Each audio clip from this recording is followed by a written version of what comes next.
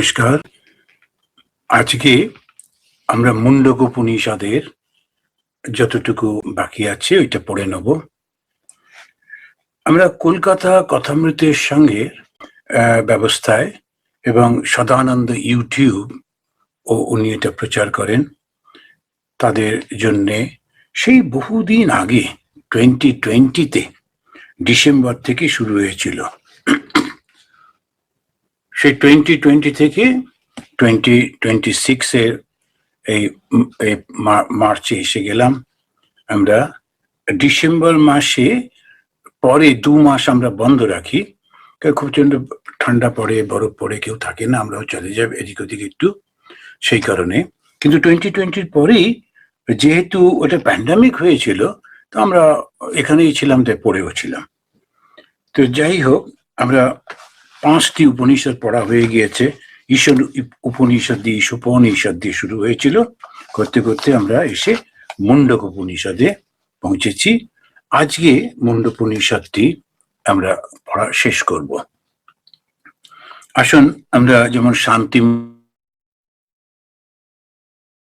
তো এই শান্তি মন্ত্রতে এখানে বলছেন, ওম ভদ্রম কর্ণেভিঃ শৃণুয়াম দেবাঃ, ভদ্রম পশ্যেমাক্ষভির্যজত্রাঃ, স্থিरै অঙ্গैस्तुष्टुवागं शस्तनूभिः, वशेम देवहितं यदायुः।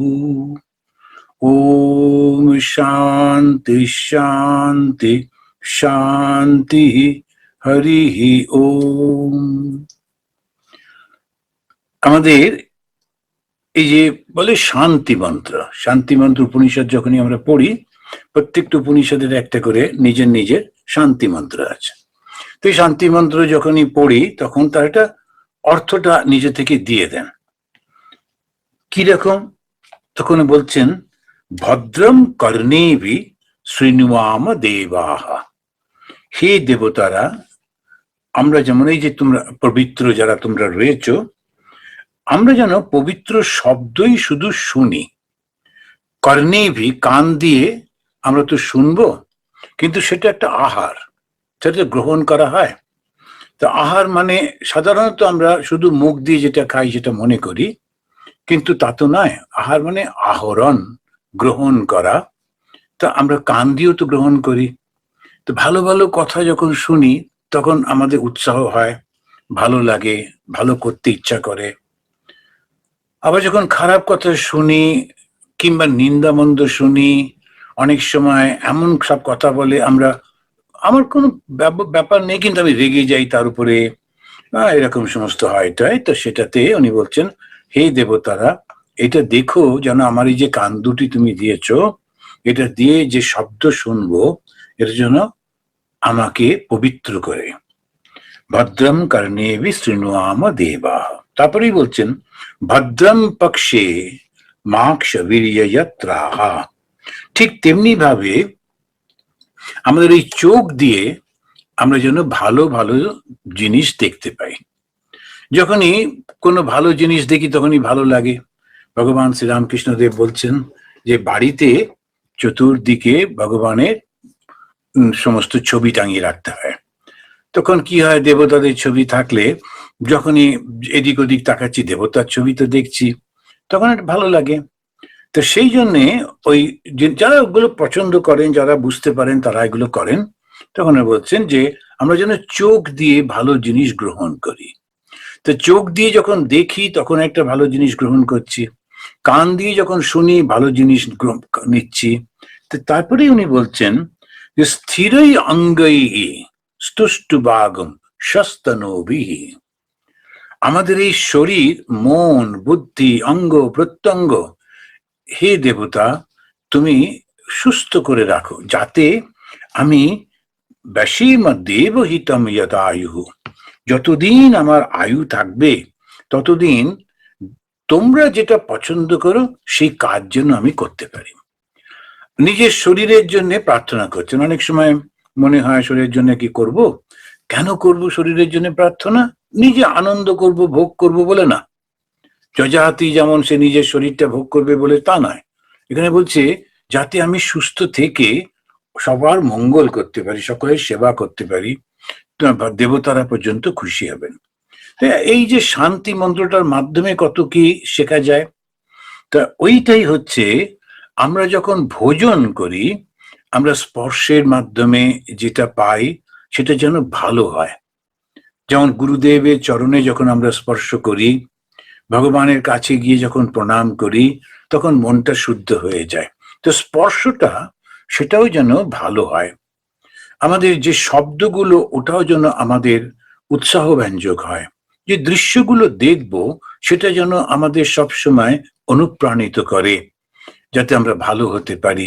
যে গন্ধটি শুকবো, ধূপের গন্ধ শুনলে শুকলেই মনটা খুশি হয়ে যায়। তো সেই রকম ভাবে আমরা প্রার্থনা করব যাতে আমার আহারটা, খাদ্যটা যেন শুদ্ধ হয়।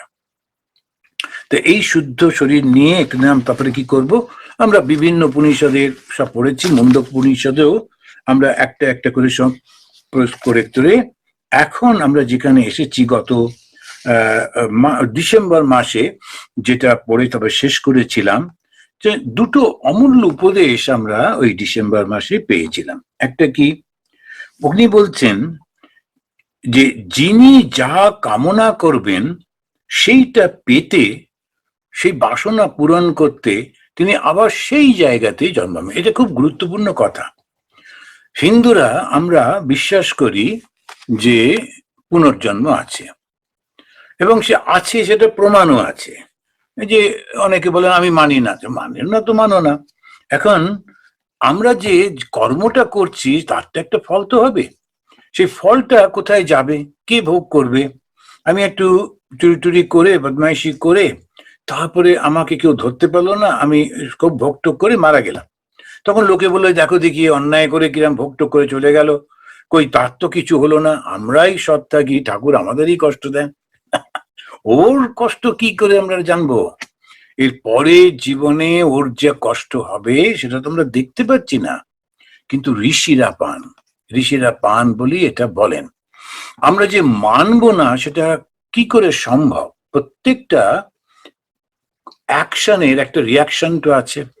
একটা কোনো কিছু যখন ঘটে তার একটা কারণ তো থাকে, কারণ না থাকলে জিনিসটা ঘটবে কেন? নিশ্চয়ই একটা কারণ আছে। একটা শুকনো পাতা ডালেতে আটকে ছিল, বেশ ছিল, এবারে হঠাৎ করে সেটা খসে নিচে পড়ে গেল। তো কারণটা কি? একটু হাওয়া হয়েছে, তাই পাতাটা খসে গেছে, তারপরে ল অফ গ্র্যাভিটেশনে নিচের দিকে নেমে আসছে। তো কারণটা কি পড়ে যাওয়ার? হাওয়াটা।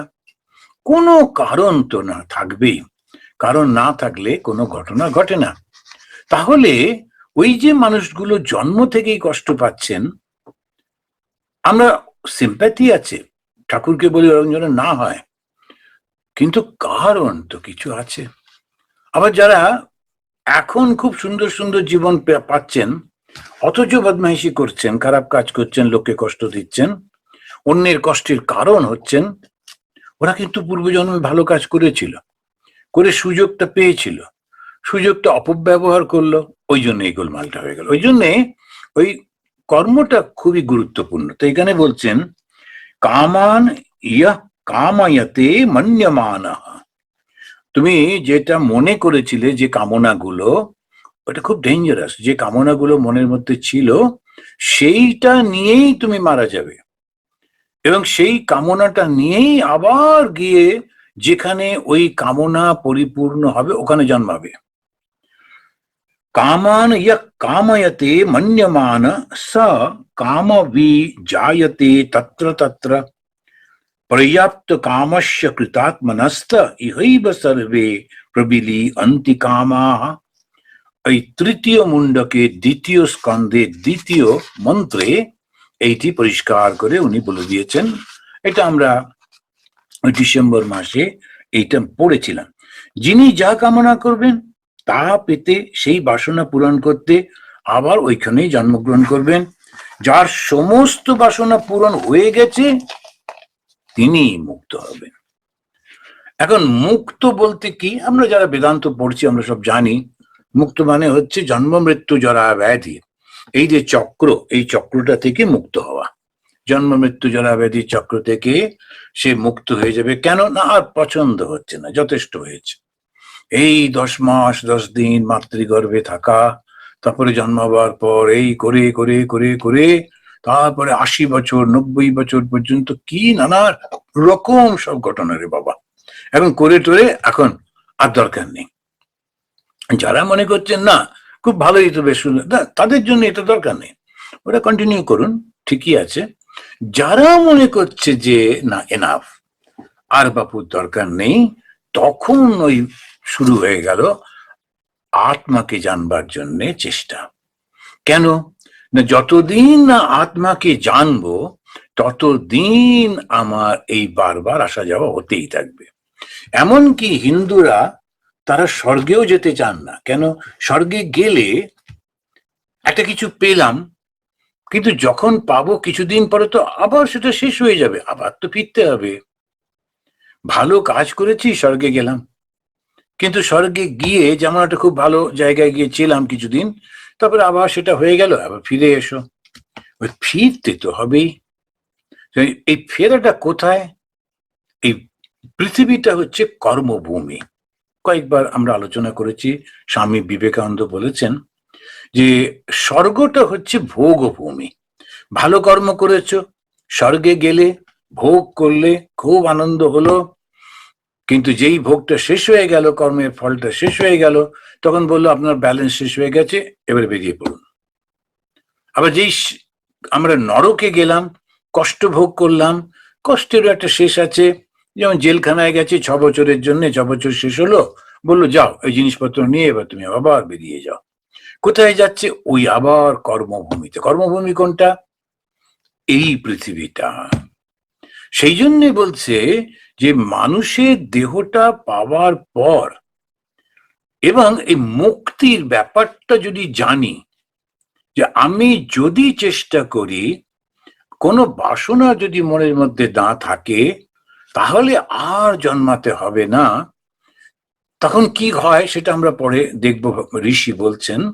তো ওইখানে চলে যাব, এরকম যদি আমরা মনে করি, তখনই ওই শুরু হয়ে গেল আধ্যাত্মিক জীবন। আধ্যাত্মিক জীবন এই যারা মন্দিরে যায়, দান করে, এখানে ওখানে মন্দিরের সামনে বসে আছেন, গরিবদের পয়সা দিলেন, ওটা ধর্মীয় জীবন, খুব ভালো এবং ভালো কাজ করছেন, নিজের পকেট থেকে পয়সা গরিবদের দিচ্ছেন, ঠিকই তো। ওর ফলে যে পুণ্য হচ্ছে, ওটাই উনি স্বর্গে যাবেন। রামায়ণ পাঠ করছেন, ভাগবত পাঠ করছেন, শুনছেন, পুণ্য হচ্ছে, পুণ্য হলে পুণ্যের ফলও পাবেন, কিন্তু সেটা চিরন্তন নয়, ওইটা একদিন না একদিন শেষ হয়ে, কারণ আপনি করে পেলেন, যেটাই আমি করে পাচ্ছি সেটাই তো লিমিটেড। আমি কিছু অ্যাকশন করছি, তাতে আমাকে জ্ঞান লাভ করতে হবে, নিজের সম্পর্কে জেনে যেতে হবে। যেই মুহূর্তে আমি নিজের সম্পর্কে জানলাম, সব জানা হয়ে গেল, সব পাওয়া হয়ে গেল, তখন আর কোনো সমস্যা নেই। তো এই যে নিজেকে জানবার এই যে প্রচেষ্টা, সেটাকেই বলছেন যে যার সমস্ত কামনা পূরণ হয়ে গেছে, পর্যাপ্ত কামশ্চ কৃতাত্মনস্ত, যা কামনা পর্যাপ্ত হয়ে গেছে, পূর্ণ হয়ে গেছে, ইহৈব সর্বে প্রবিলিয়ন্তি কামাহ, এখানেই তার সমস্ত বাসনা শেষ হয়ে মুক্ত হয়ে একেবারে স্নান করে এসে বেরিয়ে গেল, আর তার দরকার নেই, আর তার লাগবে না, কোনো কিছু সে চায় না।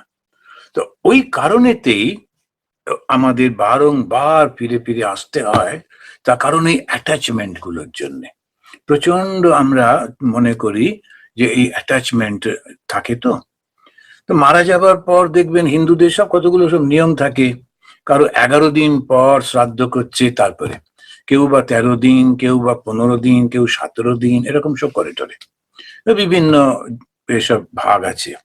তো কেন করে? কেননা যারা এই জ্ঞান একটু আছে যে এদের বাপু আর বেশ থাকবে না, সন্ন্যাসী সারা জীবন ধরে সে চিন্তা করছে বাপু আর থাকবো না থাকবো না, মৃত্যুর পর যে চোঁচা সেই দৌড়, বাবার দরকার নেই। কিন্তু যারা সংসার তাকে খুব ভালোবাসছেন, সমস্ত সংসারকে, নিজের সমস্ত মেয়ে ছেলে নাতি পুতি তো ও এরকম খুব খুশি। তো মারা গেল, তখন সে যাবে কোথায়? মনটা, ওই মনটাই তো ভালোবাসছিল, ওই মনটাই তো চিন্তা করছিল, ওই মনটা এখন কোথায় যাবে? ওই মনটা আবার ফিরে আসে, এইখানে কাছাকাছি ঘোরাঘুরি করতে থাকে। ওই জন্যই বলে, আচ্ছা ঠিক আছে, ওর ভোগটা একটু বেশি ছিল, আবার একটু থাকো। কিছুদিন পর ও ক্লান্ত হয়ে যায়, যখন ও ঘোরাঘুরি করছে, কথা বলবার চেষ্টা করছে, কোনো কিছুই যখন হচ্ছে না, তখন ও বোঝে যে না, আমি তার মানে মারা গেছি, আর আমার এই শরীরটা কোনো লাভ হবে না, সুতরাং তখন ও ছেড়ে দেয়, দিয়ে ও চলে যায়। যখন চলে যাবার পর একটা জায়গায় যায়, গিয়ে কেউ যায় পিতৃলোকে, কেউ যায় দেবলোকে, গিয়ে সেখানে অবস্থান করে, করে করে করে এবারে আবার যখন তার মনের মধ্যে বাসনাগুলো জেগে উঠতে থাকে, তখন অনেক দিন আমি ঘর ছাড়া হয়ে রয়েছি, একটু যেতে হবে। যখন এখানেতে, যখন অনেকে যারা দূরে কাজ করেন, তাদের মনে হয় 1 বছর 2 বছর যাবার সময় প্রচন্ড আনন্দ, তারপরে 2 বছর 3 বছর পর খুব টান লাগে, আচ্ছা অনেক দিন বাড়ি যায়নি, একবার যাই। যেমন তারা ফিরে আসেন, তেমনি ভাবে ওই যারা স্বর্গে গেছেন, কিংবা তারা হয়তো পিতৃলোকে গেছেন, ওই বাসনাগুলো যখন জেগে ওঠে, তখন যেন আবার ভার হয়ে যায়, আবার ফিরে আসেন এই কর্মভূমিতে। এই চলতেই থাকে, যাতায়াত যাতায়াত চলতেই থাকে। তো এখন সেইটা বলছেন, তুমি যেখানে এখন কেউ কেউ জিজ্ঞেস করেন, আচ্ছা আবার কি ওই পরিবারেই জন্মাবো? তোমার যদি মনে হয় এই পরিবারেই জন্মাবো, এই দেশেই জন্মাবো, এই সমাজেই জন্মাবো, আবার জন্মাবে, এই এই কাজগুলো করব, তখন ওই কাজগুলো করবার জন্যে যেখানে সুবিধে সেখানে জন্মাবে। সেই কারণেই স্বামীজি বলছেন, you are the maker of your own destiny. তুমি তোমার নিজের গতিটা ঠিক করে নিচ্ছ, কি করে? ওই বাসনা, যেটা তুমি চাইছো সেটাই তো তুমি পাবে। খুব একদম মানে বাসনা, আমি এই করব, আমি সেই করবো, তাই হবে? অসুবিধা কোথায়? যে যখনই চেষ্টা করছো, এটা তিনি আমাদেরকে বললেন।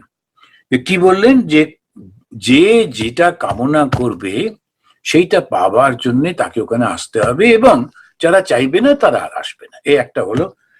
তারপরেই বলছেন তৃতীয় মুন্ডকে দ্বিতীয় অধ্যায়ের তৃতীয় মন্ত্রে, খুব একটা সুন্দর গুরুত্বপূর্ণ একটি শিক্ষা দিচ্ছেন।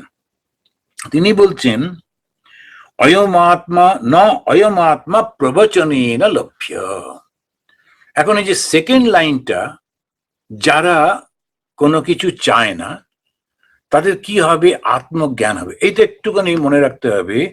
ঈশ্বর লাভ প্রথমত হচ্ছে স্বর্গে যাওয়া, স্বর্গপ্রাপ্তি, তারপরে হচ্ছে ঈশ্বর লাভ করা, আর হচ্ছে ব্রহ্মজ্ঞান লাভ করা। এখন যখন আমরা স্বর্গে যাচ্ছি, ভগবানের কাছে থাকবো, খুব সুন্দর জায়গা টায়গা, কিন্তু ফিরে আসতে হবে, কেননা ওই স্বর্গে যাবার ইচ্ছা হয়েছিল, পরে আবার বাসনা হবে আমাদের মরতে আসতে, সংসার করতে, ফিরে আসতে হবে। যদি ভগবানের কাছেও যাই, তখন তো দ্বৈত ভাব, সুতরাং তখন থেকেও আবার ফিরে আসতে হবে। দুই থাকলে ফিরতে তো হবে। একটাই মাত্র উপায়, যখন আর আমার প্রয়োজন নেই, সেটা হচ্ছে ব্রহ্মলীন হয়ে যাওয়া, আত্মজ্ঞান লাভ করা। একটা হচ্ছে ব্রহ্ম এবং আত্মা একই। এখন যখন আমরা আত্মজ্ঞান লাভ করছি, ঈশ্বর লাভ করছি, ঈশ্বর হয়ে যাচ্ছি, তখন আর কোনো সমস্যা নেই, তখন ওইটাতেই মিল হয়ে গেল। কিন্তু আবার ঈশ্বরও বলে না, এরা ওরা বলছে একদম আত্মা এবং ব্রহ্ম। ঈশ্বর হলেও তখনও আবার একটুখানি এ থাকে। এগুলো মানে ফিলোসফির একেবারে খুব সাটল সব চিন্তা। এখন আমি যদি আত্মজ্ঞান লাভ করি, তখন কি হবে?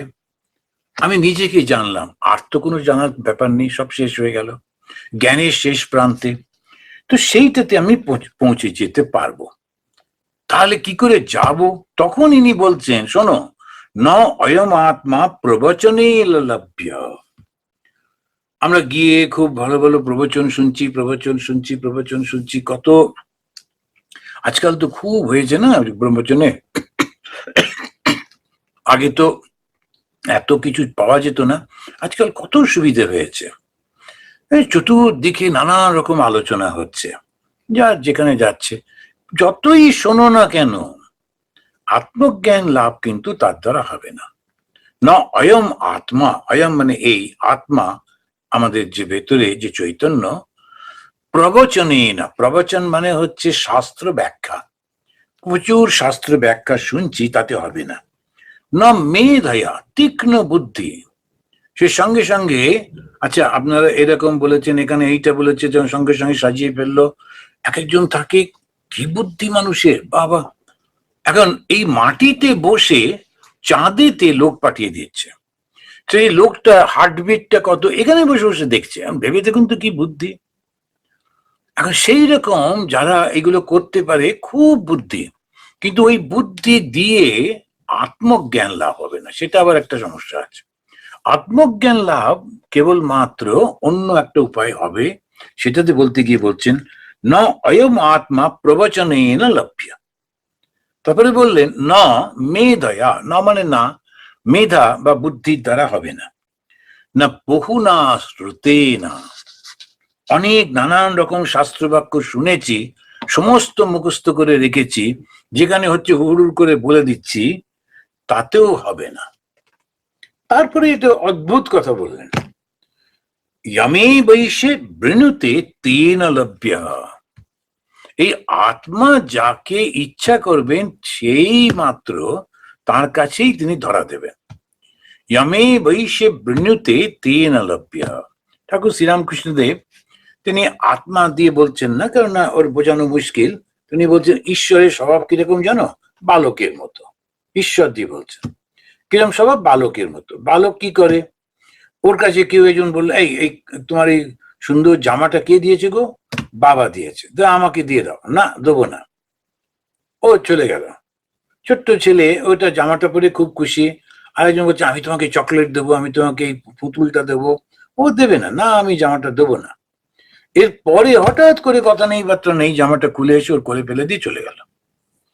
বালকের বুদ্ধি, ও ওরকম যে নিজের খেয়ালে চলতে থাকে। তো এই যে আমরা, ঈশ্বরও তিনি নিজের মনে চলেন, কারো নির্দেশে, কোনো কিছুতে, কোনো নিয়মে ওকে বাধা যায় না, এটা করলে এরকম হবে, ওটা হবে না, ও নিজের মতো থাকে। তেমনি ব্রহ্মজ্ঞানটা কিরকম ভাবে হবে, এইটা পরে আমরা দেখব। খুব অদ্ভুত ব্যাপার। ব্রহ্মজ্ঞান লাভ করব কি করে, যে লাভ শব্দটা ওটা গোলমাল করে দেয়। মনে হয় লাভ করা মানে কি, আমার কাছে নেই গিয়ে পেতে হবে, তাই না? আমার কাছে নেই সুতরাং গিয়ে পেতে হবে, তাই তো লাভ করা। আমাকে প্রচন্ড পড়াশোনা করে একটা সার্টিফিকেট পেতে হবে। এই যে আমি তো জ্ঞানী বটেই, কিন্তু সার্টিফিকেট পেতে গেলে আমাকে একটা পদ্ধতির মধ্য দিয়ে গিয়ে পেতে হবে। রবীন্দ্রনাথের কত জ্ঞান ছিল, কিন্তু সার্টিফিকেট ছিল না, উনি নিজের মতো পড়াশোনা করেছেন। এবার সেই রবীন্দ্রনাথ পড়ে অনেকে থিসিস করছে, কিন্তু তার কোনো সার্টিফিকেট ছিল না। ভগবান শ্রীরামকৃষ্ণ, রবীন্দ্রনাথ তো তবু বাড়িতে মাস্টারমশাই রেখে টেকে পড়তেন, ঠাকুর শ্রীরামকৃষ্ণদেবের তো তাও না। কিন্তু সমস্ত লোক তার পায়ের কাছে এসে বসছে, ওর কাছ থেকে শুনছে, শিখছে।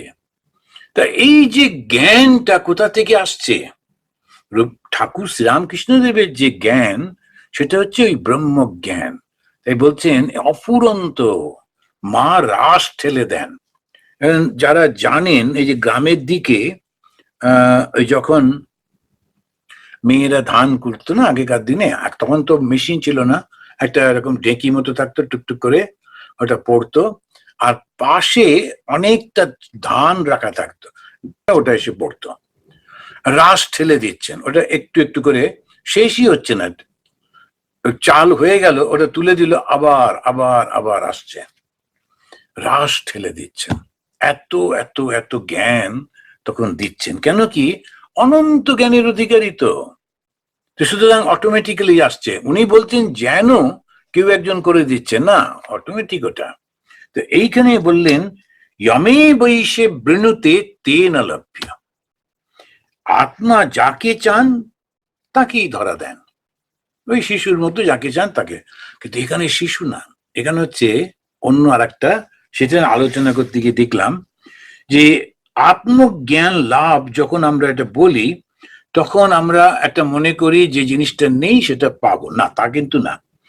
লাভ করলাম, পেলাম, পেতে হবে, আত্মজ্ঞান লাভ করতে হবে, এই কথাগুলো আমাদের একটুখানি কনফিউজ করে দেয়, একটু সমস্যার সৃষ্টি করে।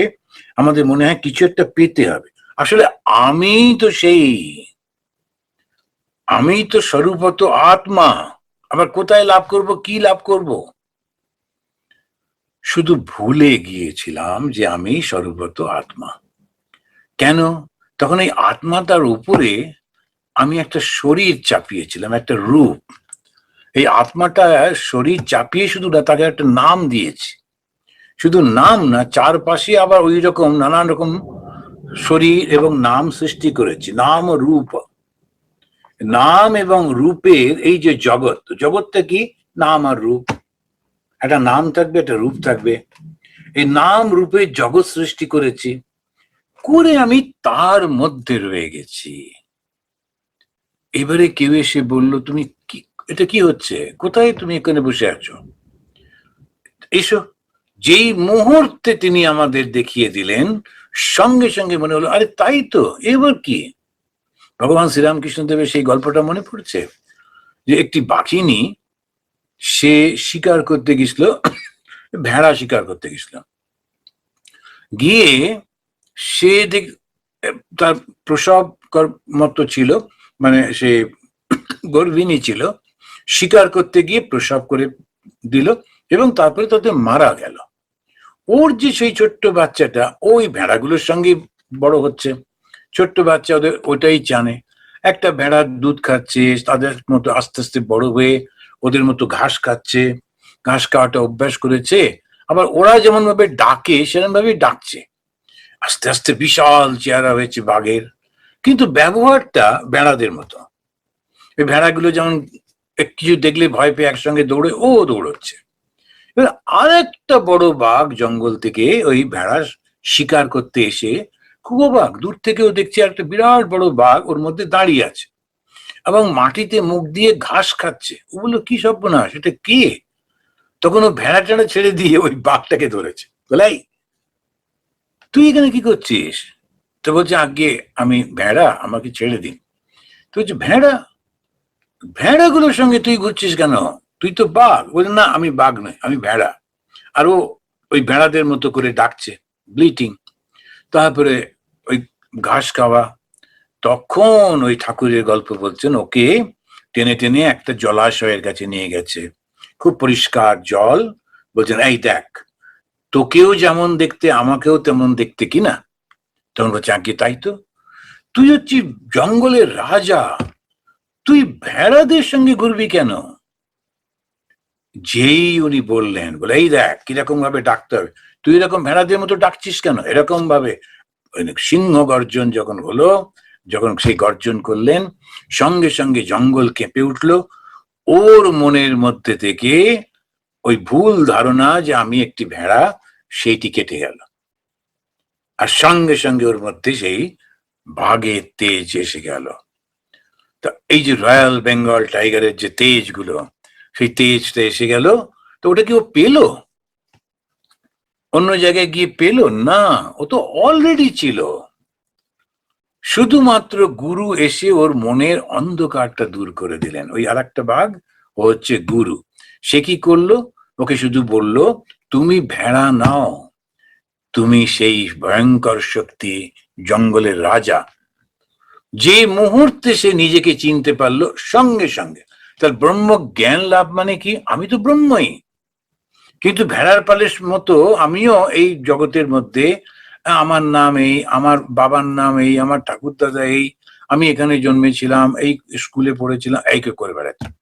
তারপরে আমার এই পয়সা আছে, আমার একটা লাল গাড়ি আছে, করে ঘুরে বেড়াচ্ছে।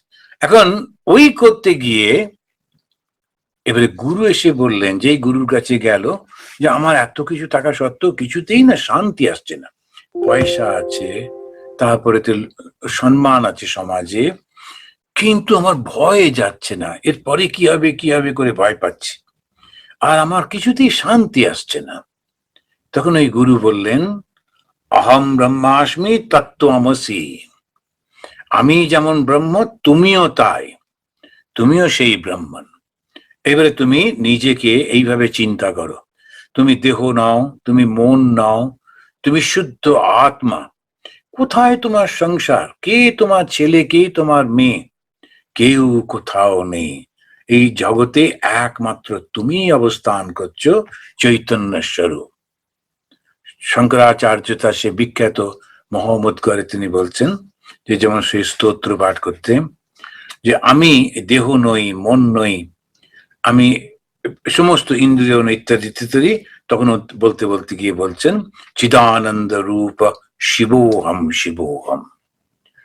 মায়ের একটা স্তোত্র আছে মা দুর্গার, সেখানেও বলা হচ্ছে যে না মা তো না তাতা ইত্যাদি, আমার বাবা নয়, মা নয়, তা আমি শুধু তুমি, গতিস্তম গতি। ওখানে যেহেতু সেটা দ্বৈত ভাব, তো তাই গতি বলছেন, যে তুমি আমার একমাত্র গতি, মা, আমার আর কেউ নেই।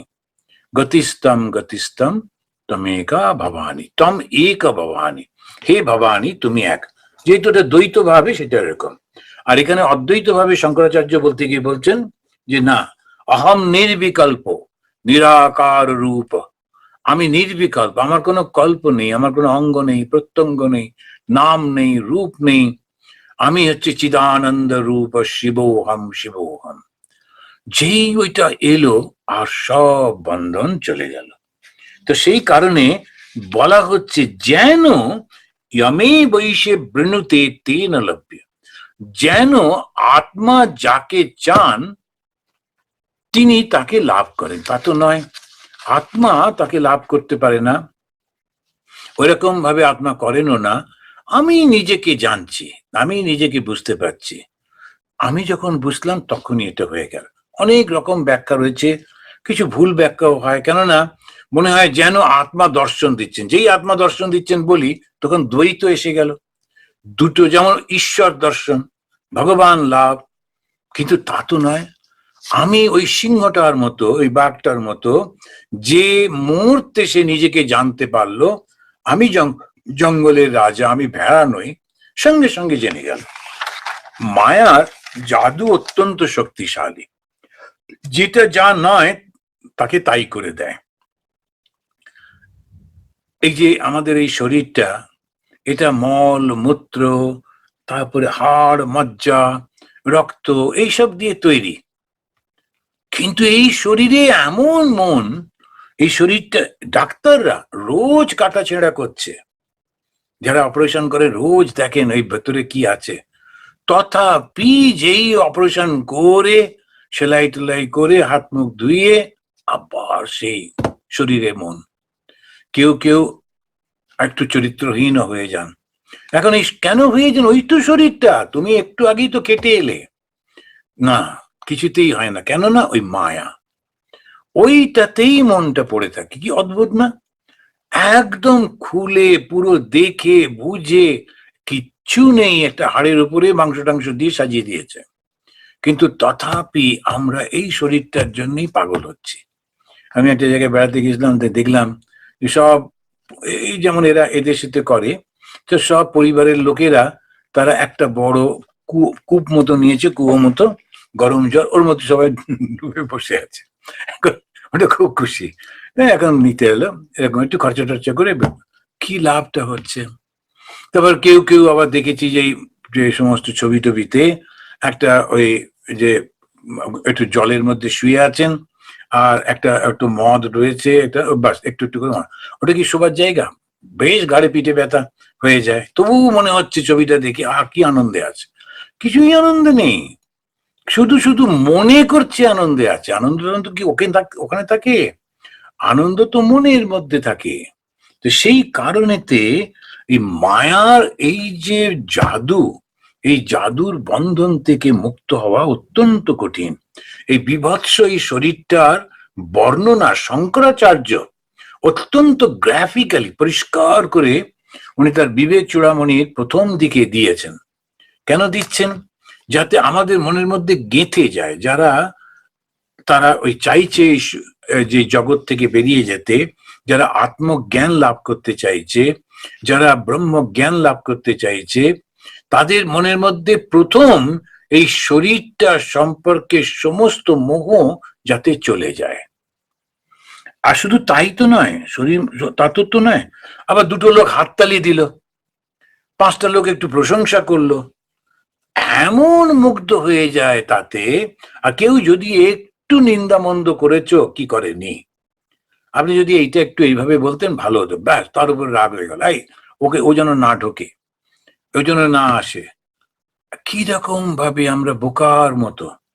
এখন সেই কারণে মাঝে মাঝে মনে হয়, অনেকে বলে মহারাজ আপনার কথামৃত কি সুন্দর শুনলাম, আপনার উপনিষদ কি ভালো শুনি। আমার উপনিষদ, আমি কোনোদিন উপনিষদ ওই মন্ত্র যারা আবিষ্কার করেছেন তার আমি পারবো? কোথায় তারা আর কোথায় আমি? এইটা পড়ে নিজের আমার আনন্দ হয়েছে, হয়ে সেইটা আমি সেই যেমন ভাবে বুঝেছি সেইটা বোঝাবার একটু লোককে বলবার চেষ্টা করছি।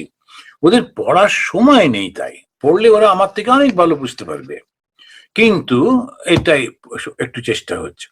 কথামৃতর প্রতিটি কথা ঠাকুরের কথা, কি কোথায় আমরা কিছু বলছি, কিন্তু ওই যে ব্যাখ্যা করছে সে অহংকারে মটমট করছে। যারা গীতা পাঠ করে দেখবে নানা রকমের সেজে গুজে গীতা পাঠ করছি, বিরাট একটা, আরে তোমার সঙ্গে কি সম্পর্ক? গীতা পাঠ করছো, ওখানে ভগবান কৃষ্ণ বলে গেছেন, তুমি সেটা সেটা সুন্দর করে পড়ো, পরিষ্কার উচ্চারণ করে, আর যতটুকু বুঝেছো বলো। তা না একদম খুব সেজে গুজে ধূপ টুপ জেলে এমন করবে যেন একটা বিরাট কিছু, একটা ওই সব কিছু ডিসপ্লে করা হচ্ছে, অ্যাডভার্টাইজ করা হচ্ছে, না কোনো লাভ নেই। তো ওইখানেই সেজন্য বলছেন যে অয়ম আত্মা বলহীনে না নলভ্য। এরা কারা? যারা ওই ধর্মটার জন্য ওই রকম শো অফ করে, ভীষণ দুর্বল। ওই দুটি মানুষ হাততালি দেবে, পাঁচটি মানুষ প্রশংসা করবে, কি দুর্বল, কি দুর্বল, এত উইক। ওই ওই পাঁচটা মানুষও থাকবে না, জগৎটাই থাকবে না, আর তার প্রশংসা। এই এইটাই তিনি বলছেন অয়ম আত্মা বলহীনে না নলভ্য। এটা বল মানে শারীরিক বল বা মানসিক বল না, আত্মজ্ঞান লাভ করব এই দৃঢ়তা যাদের কমে যায়, এটা কে বলেছে? তো সেই জন্যে আমার সেই খুব মনে পড়ে যখন দশম প্রেসিডেন্ট আমাদের শ্রীমৎ স্বামী বীরেশ্বরানন্দজি মহারাজ একটা এয়ারপোর্টে বসেছিলেন। তো আমরা সব গেছিলাম ওখানেতে। তখন আমি দূরে দাঁড়িয়ে আছি, আরেকজন ওনার মহারাজকে সেবা করতেন। তখন তিনি, ওই মহারাজ খুবই পণ্ডিত মানুষ ছিলেন, অত্যন্ত তপস্বী ছিলেন। তো উনি আগের জীবনে শুনেছি, আগের জীবনে উনি পাইলট ছিলেন। তো সব ছেলে ছুড়ে দিয়ে তপস্যা করতেন। আর একটা ওই নদীর ধারে ছোট্ট কুটির করে বসে থাকতেন, বিরাট 6.5 ফুটের মতো লম্বা ছিলেন, ফর্সা সুন্দর দেখতে। তো ওইরকম ভাবে থাকতেন, আর খুব নিচু হয়ে থাকতেন যাতে লোকেরা উঁচু হয়ে তাকে দাঁত দেখতে হয়। তো ওইরকম নিজে থাকতে থাকতে একটু বেঁকেও গেছিলেন। তো সোমনাথ মহারাজ ওনার নাম ছিল, সন্ন্যাস নামটা মনে নেই। তো এরকম বিশ্বনাথজি মহারাজের সঙ্গে সঙ্গে ঘুরতেন, ওনার সেবা করতেন, চিঠি টিঠি লিখতেন, অনেকগুলো ভাষা জানতেন। তো উনি আমাকে দেখে বলেছিলেন যে দেখো সন্ন্যাস নিতে আসছো, সন্ন্যাসী হবে, তো দেখো বৈরাগ্য যেন কমে না যায়। এটা খুব বড় কথা। যখন কেউ একটা আসে সন্ন্যাস নিতে, খুব বিরাট বৈরাগ্য, সবকিছু ত্যাগ করে চলে এলো, কিন্তু তারপরে ধীরে ধীরে আবার পাবার বাসনা, কেন? ওই মায়া, আবার ওই নাম, ওই যশ, কে একটা ঘড়ি দিল, কে একটা জুতো দিল, কে একটা জামা দিল, আবার ওইটা নিয়ে। তো এক জুতো জামা এনা তেনা তুমি নিজেই করতে পারতে, ওগুলো তো ছেড়েই এসেছো, তথাপি আবার ওটার মধ্যে গিয়ে পড়ে। আর কেন পড়ে? তার কারণ হচ্ছে মায়া। এত কঠিন, এত কঠিন। সেই জন্যই ওখানে বলছে, ওই যে একটা গানে আছে, লক্ষ্যে একটা দুটো ঘুড়ি কাটে মা, তুমি তুমি দাও মা হাত চাপটি। তো এখন যারা এক বা দুটো হয়তো মুক্তি হলো, কেন? ওই মায়ার বন্ধন থেকে মুক্ত হওয়া অত্যন্ত কঠিন। ঠাকুর শ্রীরামকৃষ্ণদেব বলছেন ওকেই ধরতে হয়, মায়াকেই বলতে হয় যে তুমি আমার এই বন্ধনটা কেটে দাও। এবারে শ্রীরামকৃষ্ণদেব এই প্রচন্ড শক্তি, ঈশ্বরের শক্তি, সেই মায়া শক্তিকে মা বানিয়ে, ভয়ঙ্কর শক্তি, পরাশক্তি, তাকে তিনি মা শারদা করে দিয়েছেন। একবার যে আমাকে মা বলে ডাকবে, আমি তাকে ফেলতে পারবো না। এই মা নিজেই প্রতিজ্ঞা করছেন, কথা দিচ্ছেন। তা ওই সেই শক্তিকে যদি একটু কেউ মা বলে ডাকে, তাহলেই মা আমাকে তোমার এই মায়ার বন্ধনে বেঁধো না, এই হচ্ছে শক্তি। আত্মজ্ঞান আমি লাভ করবই, এই জীবনেই করব। এই জগতে নাম যশ প্রতিপত্তি অর্থ কিচ্ছু চাই না, আমি শুধু আত্মজ্ঞান লাভ করব। তখন বলছেন অয়ম আত্মা বলহীনেন না লভ্য।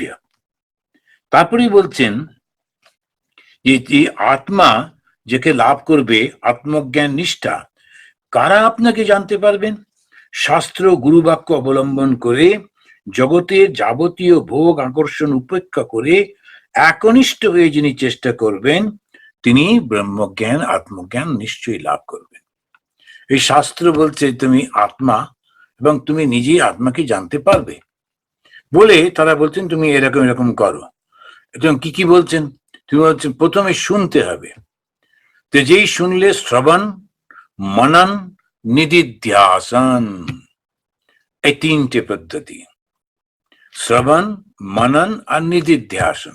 শ্রবণ মনন নিদিধ্যাস। শ্রবণ মানে কি শুনছি, কার কাছ থেকে শুনছি? যিনি এইটা নিজের জীবনে প্রতিফলিত করেছেন তার কাছ থেকে শুনছি। যারা করেনি এরা সব খুব জ্ঞানী প্রফেসর লোক, কিন্তু তারা তো নিজে ওটা অভ্যাস করে না। বলে খুব সুন্দর, কিন্তু ওর কথা শুনলে মনে দাগ কাটবে না, কোনো লাভ হচ্ছে না। কিন্তু শুনবো কার কাছ থেকে? যিনি সেই গুরুর কাছ থেকে, যিনি এটা লাভ করেছেন, চেষ্টা করেছেন, সেই গুরুর কাছ থেকে শুনবো। আর তখন মনন করতে থাকবো, তখন নিজে নিজে নিজে নিজে মনের মধ্যে চিন্তা করতে থাকবো, না আমাকে এটা লাভ করতেই হবে, লাভ করতেই হবে। আর নিদিধ্যাসন, আর ওই ধ্যানের মধ্যে চলে যেতে হবে, আমি সেই। এইরকম করে করে ঋষিরা অত্যন্ত আনন্দের সঙ্গে বলছেন। কি বলছেন? লাভ করলে কি হবে? ওই যে আমরা প্রথমে জিজ্ঞেস করছিলাম আত্মজ্ঞান লাভ করলে কি হবে, সেটা বলতে গিয়ে তখন উনি বলছেন জ্ঞান সম্প্রাপ্য এনম ঋষয়। ঋষিরা এই আত্মজ্ঞান লাভ করে তখন কি হয়? জ্ঞান তৃপ্তা কৃতাত্মান বীতরাগা প্রশান্তা তে সর্বগম সর্বত প্রাপ্য।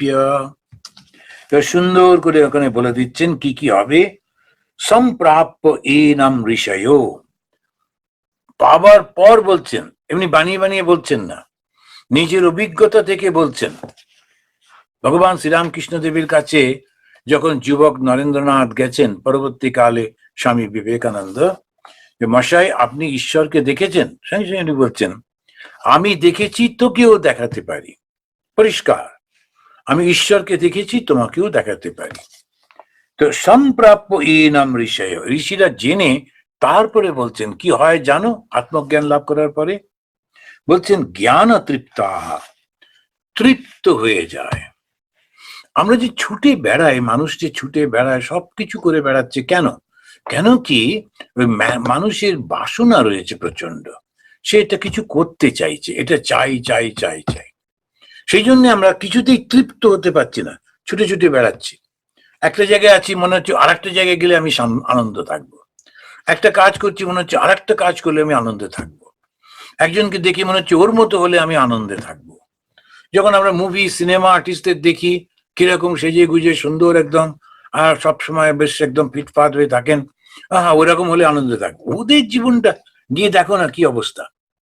কিন্তু সব সময় মনে করছি অন্যকে দেখে I will be very happy if I can become like that. ওটা ভুল। যখনই মনে হয় যে আমি ওর মতো হলে খুব ভালো থাকবো, খুব ভুল হয়ে যায়। ওই রকম জায়গায় গেলে ভালো থাকবো, ভুল হয়ে যায়। সব একই। ঠাকুরের গল্প, সেই তেঁতুল গাছ সর্বত্র, কামারপুকুরেও তেঁতুল গাছ রয়েছে, কাশিতেও তেঁতুল গাছ। হ্যাঁ, যেখানেই যাও একই। এখন রাশিয়াতে যাও কি জার্মানিতে যাও কি সুইজারল্যান্ডে যাও কি আমেরিকায় যাও কি লন্ডনে যাও, কি সব কিছু ওই মাটির রাস্তা, ওই সেরকম ঝোপঝাড়। এরা একটু পরিষ্কার টরিষ্কার করে রাখে এই পর্যন্ত, কিন্তু ব্যাপারটা সব এক। তো সেই কারণে বলতে গিয়ে বলছেন ওরা খুব তৃপ্ত হয়ে যায়, কোনো বাসনা থাকে না। জ্ঞান তৃপ্তা, জ্ঞানের দ্বারাই সন্তুষ্ট হয়ে থাকেন। তা আমার এটাই ভালো, অন্যগুলো খারাপ তাও বলেন না। উনি নিজে তুষ্ট হয়ে থাকেন, আনন্দে থাকেন, পরিপূর্ণ হয়ে থাকেন। কৃতাত্মান ও ব্রহ্মতেই স্থিত হয়ে থাকেন, বিতরাগা, আসক্তি শূন্য হয়ে, আর প্রশান্তা, যখন তার মধ্যে বাসনা নেই তখন তো সে শান্ত থাকবেই। তো শান্ত হয়ে থাকেন। কেন শান্ত? কেননা তার মধ্যে কোনো বাসনা নেই। আমাদের যখন ভগবান বিষ্ণুর প্রণাম মন্ত্র উচ্চারণ করতে গিয়ে তখন ওরা বলেন শান্তাকারম, শান্ত আকার। কেন শান্ত বলছেন? তার কারণ ওর মধ্যে কোনো বাসনা নেই। এই যে সব নামগুলো দেওয়া হয়, তাকে ওর থেকেই ওইগুলো একটু শিখলে তখন মনে হয় যে না, আমাকে ওই নাম যেটা দিয়েছে ওর মতো হতে হবে। তো যার নাম শান্ত, সে যেন সত্যি শান্তই হয়। তো ওই শান্ত মানে কি? বাসনা নেই, তাই শান্ত হয়ে থাকেন। তে সর্বগম সর্বত প্রাপ্ত, সর্বব্যাপী, সর্বত্র সেই যে চৈতন্য, তাকে পেয়ে তিনি তাই হয়ে যান। সমাহিত ঋষিরা পূর্ণ ব্রহ্মে প্রবিষ্ট হন, তারাই ব্রহ্মজ্ঞান লাভ করেন। আর এইটা বলবার পরে শেষ হয়ে যাচ্ছে, তখন উনি বলছেন যে এইটা পাওয়ার পর এটা হয়ে গেল। এখানে বলছেন বেদান্ত বিজ্ঞান সুনিশ্চিতার্থাহ, ও তৃতীয় মুন্ডক দ্বিতীয় অধ্যায় আর 6 নম্বর মন্ত্রে বলছেন বেদান্ত বিজ্ঞান সুনিশ্চিতার্থাহ সন্ন্যাস যোগাত যতয়া শুদ্ধ সত্তাহ তে ব্রহ্মলোকেষু পরান্ত কালে পরামৃতাহ পরিমুচ্যন্তি সর্বে। অসাধারণ সুন্দর করে বলে দিচ্ছেন যে বেদান্ত বিজ্ঞান সুনিশ্চিতার্থ, বেদান্ত বিজ্ঞান দ্বারা যাদের প্রতিপাদ্য বিষয় সুনিশ্চিত হয়ে গেছে। এখন বেদান্ত মানে কি? এককে জানার নাম জ্ঞান। তো ওই বেদ মানে জ্ঞান। কি জ্ঞান? এককে জানার নাম। আর অন্তটা কি? ওই এককে জানাই, আর এরপরে কোনো জ্ঞান নেই। আর এর উপরে আর কোনো রকম ভাবে কেউ কিছু বলতে পারবে না। তো এক যখন জেনেছি, একটা কি? আমি না, এরকম না, সর্বব্যাপিত্ব। আবার ওই যেমন হিন্দুরা তো খুব বিশ্লেষণ করে করে করে, কারণ ওখানেতে আবার আছে যে আমি এক বলছো, সেটা কিরকম এক?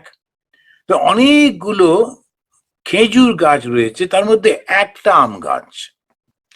তো এক বলবো কি? একটা আম গাছ এরকম কি? না, তা নয়। অনেকগুলো খেজুর গাছ রয়েছে, তার মধ্যে একটা আম গাছকে এক যে বলছি, অবশ্যই সেটা একটা আম গাছ, কিন্তু ওই এক নয়। আবার আমাদের যে একটি মানুষ, তার দুটো হাত রয়েছে, একটু নাক রয়েছে, কান রয়েছে, মুখ রয়েছে, এরকম একটা মানুষ, এরকম কি? না, তাও না। এখন কিরকম এক তিনি? সমস্ত কিছু নিয়ে এক, উনি ছাড়ার কোনো কিছু নেই। সেই জন্য বলছেন একমেব, একই, অদ্বিতীয়ম। আবার এটা বলবার কি দরকার হলো? এক বলেছো বলেছো, আবার দুই নেই তা বলছো কেন? কারণ কি, এক যখনই বলছি তখন দুইয়ের একটা ধারণা তো থাকছে। আমি যখনই কাউন্ট করছি এক, তার মানে আমি জানি দুই বলে কিছু আছে না, কোনো দুই বলে কিছু নেই। সেই জন্যই বললেন দুই নয়। দুই না থাকলে কি থাকে? সেইটা। যখন দুই নেই, তিন চারের তো প্রশ্নই নেই, দুই নেই, শুধু এক রয়েছে, ওই এক।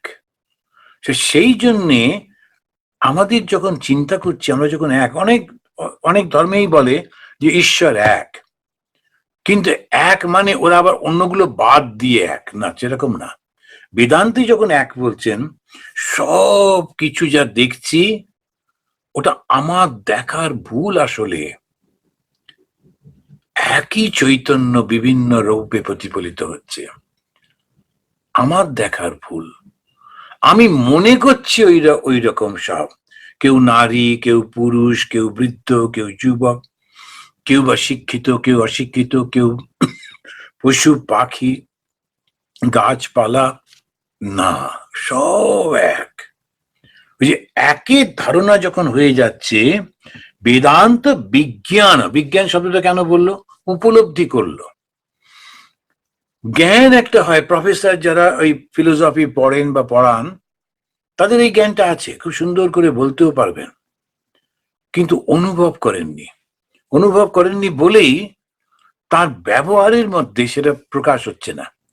অনেকে দেখবেন ওই বক্তৃতার সময় বেদান্তের কথা বলছেন, কিন্তু ব্যবহারের সময় দেখা যাচ্ছে পাল্টে যাচ্ছে। তাই ঠাকুর বলছেন, সাধুকে দিনে দেখবি, রাতে দেখবি। রাতে মানে কি, ব্যবহারটা কিরকম করছে। যারা ভগবানের কথা বলছেন বটে, কিন্তু ব্যবহারের সময় দেখা যাচ্ছে ভীষণ স্বার্থপর, নিজেরটুকু ছাড়ার। তখন ওই মানুষগুলো মুখে বলে বটে, কিন্তু ওরা বিজ্ঞান তো জানেই না। ওদের ভগবান সম্পর্কে একটু পড়াশুনো করে খানিকটা যেটুকু বুঝেছে, কিন্তু বিজ্ঞান না হলে হবে না। বিজ্ঞান মানে ঠাকুরের আবার উদাহরণ, শ্রীরামকৃষ্ণদেবের উদাহরণ। তো তিনি বলছেন, কেউ দুধের নাম শুনেছে, কেউ দুধটা চোখে দেখেছে, যে একটা বাটি করে দুধ রাখা আছে, কেউ সেই দুধ খেয়ে হৃষ্টপুষ্ট হয়েছে। ওই হচ্ছে বিজ্ঞান। তা বিজ্ঞানী হচ্ছেন শুধু যে শুনেছেন বা দেখেছেন তা না, ব্যবহারও করেছেন, তিনি সেটা হয়ে গেছেন। তাই বলছে ব্রহ্মবিদ ব্রহ্মৈব ভবতি। তা সন্ন্যাস যোগাত যতয় শুদ্ধ চিত্তাহ শুদ্ধ সত্তাহ, সত্তা, শুদ্ধ সত্য মানে কি, যখনই আমরা জগতের বিষয় থেকে মনটা তুলে নিই তখনই শুদ্ধ। তো শুদ্ধ কাকে বলছে, যে যার মধ্যে জগতের ভাব নেই, তিনি শুদ্ধ। তারা কি করবে, সন্ন্যাস যোগাত। সন্ন্যাস মানে ত্যাগ। এই ত্যাগটা কি, কাম্যানাম কর্মনাম ন্যাসম সন্ন্যাস কবয়ো বিদুঃ। ভগবত গীতাতে বলছেন, কাম্য কর্মটা করবে না। সে যে কর্মগুলো করছে তার জন্য পেছনে কোনো কাম নেই, তার বাসনা নেই। রামকৃষ্ণ মিশনে সাধনা ভীষণ কঠিন সাধনা। কেন? আমাদের সন্ন্যাসটা হচ্ছে ওইটা, সমস্ত কর্ম করব অথচ ওর মধ্যে আমার কোনো কিছু নেই, ওর রেজাল্টে আমার কোনো দরকার নেই। কাম্যা নাম কর্ম, আমি এটা করছি কেননা আমার পুণ্য হবে, আমি এটা করছি কেননা আমার নাম যশ হবে, আমি এটা করছি কেননা লোকে আমাকে মনে রাখবে, টাকা পয়সা আসবে। একেবারে না, কাম্যটাই নেই, আমি শুধু ভগবানের সেবা করছি, এই পর্যন্ত। কাম্যানাম কর্মনাম ন্যাসম, ন্যাস মানে সম্যক রূপে ত্যাগ করা। তো সেই ন্যাস যখন হচ্ছে তখন সন্ন্যাস, সম্যক ন্যাস সন্ন্যাস। নাম যশ প্রতিপত্তি দেহ সুখ কোনো কিচ্ছু চাই না, কিন্তু কর্ম করছি, মানুষের সঙ্গে কথা বলছি, তাদের সঙ্গে সমস্ত কিছু মিলিয়ে ওই সন্ন্যাসটা যাদের হয়, তখনই এটা ভীষণ ভীষণ কঠিন। হাজার হাজার মনুষ্যানাম সহস্রেষু কশ্চিৎ যততে সিদ্ধায়। আবার সে ভগবত গীতাতে বলছেন, ভগবান কৃষ্ণই বলছেন, লক্ষ লক্ষ কোটি কোটি মানুষের মধ্যে কয়েকজন ভগবান লাভের জন্য চেষ্টা করেন। আবার যারা চেষ্টা করেন, ওই মাইনরিটি, ওই কটা মানুষের মধ্যেও আবার একজন দুজন পান। যততামপি সিদ্ধানাম কশ্চিৎ মাম ব্যক্তি তত্ত্বত। আমাকে তত্ত্ব তো জানতে পারে, ভগবান এসে আমার হাত থেকে খেয়ে গেলেন, ভগবান আমার জানলা দিয়ে দেখলেন, ওগুলো সব ঠিকই আছে, মিস্টেক হতেই পারে, কিন্তু তত্ত্ব তো জানতে হবে। তত্ত্বটা কি, আমি, তুমি, এই জগৎ, ভগবান ছাড়া কিচ্ছু নেই।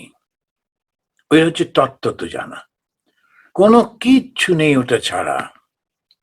কিন্তু যেই বললাম আমার ভগবান হচ্ছেন ইনি, তোমার ভগবান যদি ইনি না হন, তোমার সঙ্গে আমি কথা বলবো না, তাহলে ভগবান লাভ হলো না। হ্যাঁ, একটা মন একটা দিকে গেছে, ওটা ভালো, ঠিকই আছে, কিন্তু যেই ভগবান লাভ করবে তখন আমার ভগবান, তোমার ভগবান, আমি আলাদা তুমি আলাদা, এসব কিচ্ছু থাকবে না। আর বলবার জন্য বাসনাও থাকবে না। আমি ভগবান লাভ করেছি, ভগবান লাভ করেছি, কেন? প্রশংসা চাইছি বলে না। কেউ আমাকে বলবে, দেখো ও না ভগবান লাভ করেছে, ও না এরকম বলছে, এই তো মুশকিল। সেজন্যে ভীষণ কঠিন। একেবারে ভেতর থেকে কোনো কিচ্ছু নেই। সন্ন্যাস যোগাদ যতয়া শুদ্ধ সত্তা তে ব্রহ্মলোকেষু পরান্ত কালে পরামৃতাহ পরিমুচ্যন্তি সর্বে। তে তারা কি হয়, সর্বে যতয়া সেই সব জ্যোতিগণ পরামৃতাহ অর্থাৎ ব্রহ্মভূত হয়ে যান। পর মানে শ্রেষ্ঠ, অমৃত। তারা অমৃত মানে হচ্ছে সেই যে ভাবটা যেখানে কোনো দুঃখ নেই, পরামৃত, পরান্তকালে, অন্তকালে, শেষে। কখন? যখন এই শরীরটা চলে যাচ্ছে, তখন যেই শরীর চলে গেল, ব্রহ্ম লোকেশু তিনি পরিমুচ্যন্তি, অর্থাৎ সেই সময় ওরা ব্রহ্মলোকের মধ্যে চলে যাচ্ছেন। তারপরে ওরা উদাহরণ দিচ্ছেন নানান রকমের, যে তখন কি হয়, এই শরীরটা তো নানান রকম দিয়ে তৈরি, পঞ্চভূতের শরীর, মাঝে মাঝে লোকেরা বলে না, সেই পঞ্চভূতের শরীর, যেই মারা যান তখন সেই সবগুলো আবার ওই পঞ্চভূতে চলে যায়। শীতি, অপ, তেজ, মরুত, বোম, এই পাঁচটা। শীতি মানে হচ্ছে মাটি, তখন এই যে আমাদের শরীরে মেদ রয়েছে, মাংস রয়েছে, ওটা আবার মাটিতে মিলে যায়। তারপরে হচ্ছে জল, শরীরের মধ্যে জল থাকে, সেটা চলে যায়। তারপরে হাওয়া থাকে, হাওয়াতে মিশে যায়। উত্তাপ থাকে, সে আগুনের সঙ্গে চলে গেল। এরকম করে যে পাঁচটা আমাদের, যে ক্ষিতি, অপ, তেজ, মরুত আর বোম, স্পেস, স্পেসে চলে গেল। তো পাঁচটা আমাদের যে, সে সমস্ত পাঁচটাতে মিলিয়ে যায়।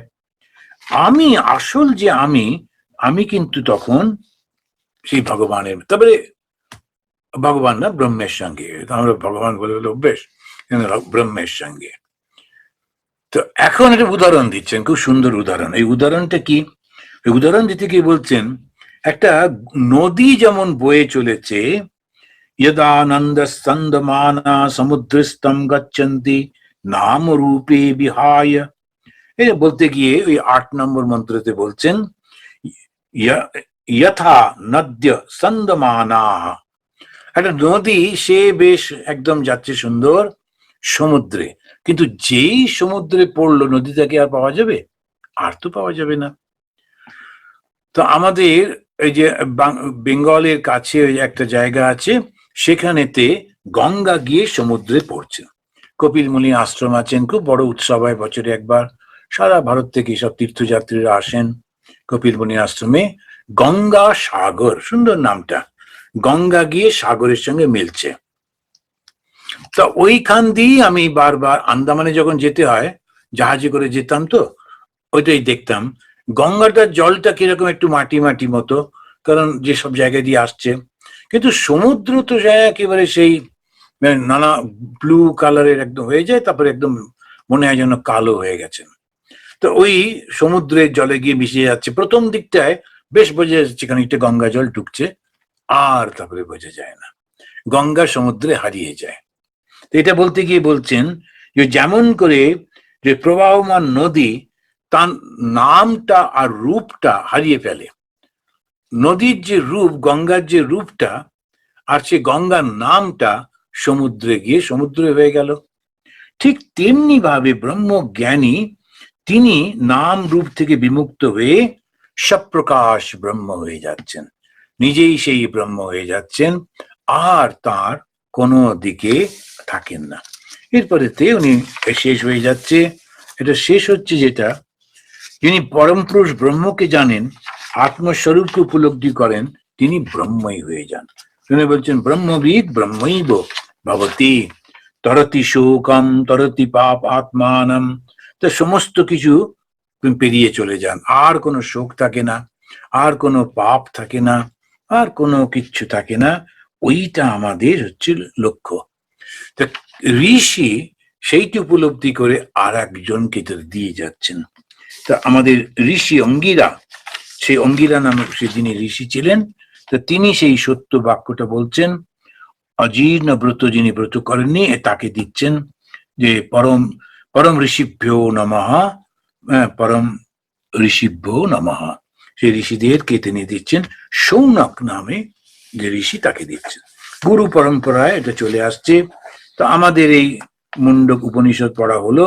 আমরা আবার যদি পরবর্তী কালে যে সময় হয়, সুযোগ হয়, আমরা এই মুন্ডক উপনিষদ আবার পরে আর একটা উপনিষদ নেব। তো এখন আজকে এই পর্যন্ত, খুব ভালো লাগলো। তো যার উৎসাহে, তো উনি খুব বলতেন, মহারাজ হিন্দু হয়ে জন্মালাম, উপনিষদ পড়া হলো না। তো সেই খুব বয়স্কা মহিলা ছিলেন, খুবই পণ্ডিত, ভাল লাগতো। তো তিনি, তার শরীর চলে গেল, তারপরে তার কথা অনুযায়ী আমরা শুরু করেছিলাম, কিন্তু দুর্ভাগ্যক্রমে আস্তে আস্তে উনি বেডরিডন হয়ে গেছিলেন। শুনতেন, কিন্তু শরীরের কষ্ট সবটা অতটা বুঝতে পারতেন না, কিন্তু খুব ভালো ওনার লাগতো। কিন্তু যাই হোক, ওনার জন্যেই, ওনার অনুরোধেই আমরা শুরু করেছিলাম। তা সে তাকেও স্মরণ করছি, তা আত্মার শান্তিতে থাকুন, তাদের পরিবারের সবাই আনন্দে থাকুন। আমরা আবার এখন এটা শেষ করছি 3 বার শান্তি বলে, তারপরে আবার যদি ভগবানের ইচ্ছা হয় আবার আমরা উপনিষদ শুরু করব, অন্য কোনো একটা উপনিষদ পড়ব। ওম শান্তি শান্তি শান্তি। ওম তৎসৎ।